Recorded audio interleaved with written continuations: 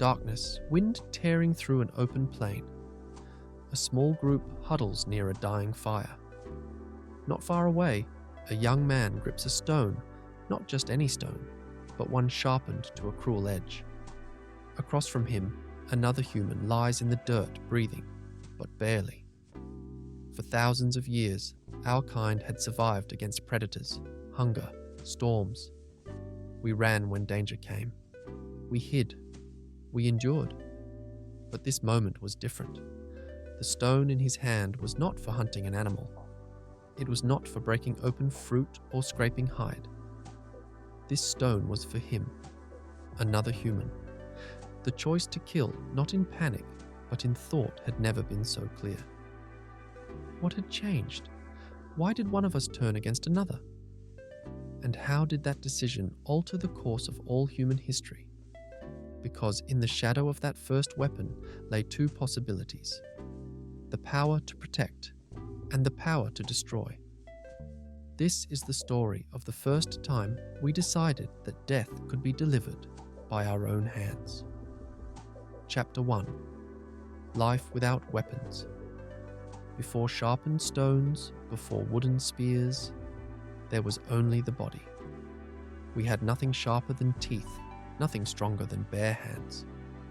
Compared to the predators of our world, we were fragile. Lions had claws, wolves had fangs, we had speed and numbers. When danger came, we ran together. When an animal attacked, we shouted, waved arms, threw sticks. It wasn't about killing, it was about making the enemy go away. We scavenged what we could. If a leopard dropped its kill, we crept in quickly to snatch the remains. We didn't challenge, we avoided. In those days, our minds were wired for survival through flight, not fight. Our greatest tool was cooperation, not combat. Even disputes among ourselves were brief. A shove, a growl, a retreat. But the world was changing. Climate shifted. Food became scarce. Groups wandered into each other's territories. And in those tense moments, our hands reached not for open space to run, but for something, anything that could make us stronger. At first, it was just a stick. Then, a stick with a heavy end. Then, a stone sharp enough to cut. These were still tools for gathering, for shaping, for survival. But soon, survival took on a new meaning. Not just survival against the wild, but survival against us. Chapter 2. The First Blade. It began with a spark of thought. What if this stone could cut deeper? We learned to strike one stone against another, breaking off sharp edges. Flakes that could slice skin, split wood, dig into bone. At first, the blade was for the hunt. It made us better scavengers, better butchers. We could tear meat faster before other predators came. But blades had another quality. They were silent. They could be hidden in a hand.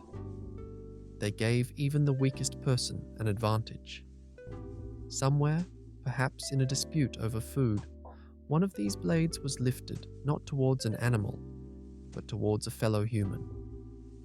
We will never know the name of the first killer, but their choice sent a shockwave through our species. A stone blade was no longer just a tool. It was a weapon. Chapter 3. Death by decision. Animals kill from hunger, fear, or instinct, but we could kill for other reasons. Maybe it was revenge. Maybe it was jealousy. Maybe it was to send a message. This is my territory. That first death by weapon was different from claws or teeth. It was not a reaction, it was a decision. This decision made us both more dangerous and more united.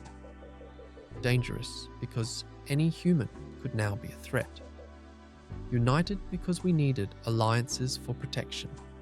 Trust became currency. Who you shared fire with, who you allowed inside your shelter, it all mattered more. The first weapon divided us and bound us closer at the same time. Chapter 4. Weapons as power. The one who held the weapon had power, And power changes everything. Weapons became symbols not just of survival, but of status. The skilled blade maker was valued. The warrior was feared. Groups with better weapons controlled hunting grounds, water sources, and even people. Weapons could protect families or wipe them out. Soon, weapons shaped migration, settlement, and even language. New words emerged for spear, blade, kill. Our stories began to carry heroes and villains defined by the weapons they carried. Chapter 5: The Spread of Killing Tools. Once we made one kind of weapon, we made more. Sharpened sticks became spears, spears became bows, stone became bronze, bronze became iron. With every improvement, killing became easier and more distant.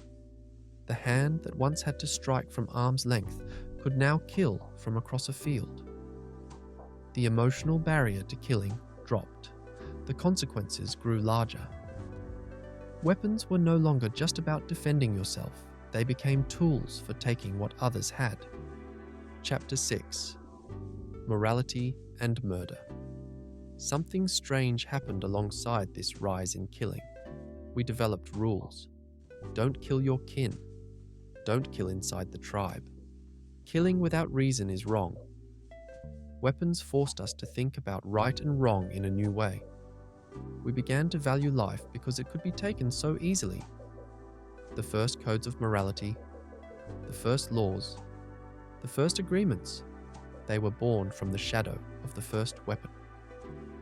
Chapter 7: The Weapon Within Us. Today, most of us don't carry blades for survival.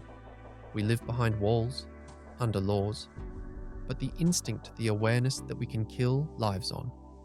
It shapes our politics, our technology, even our fears.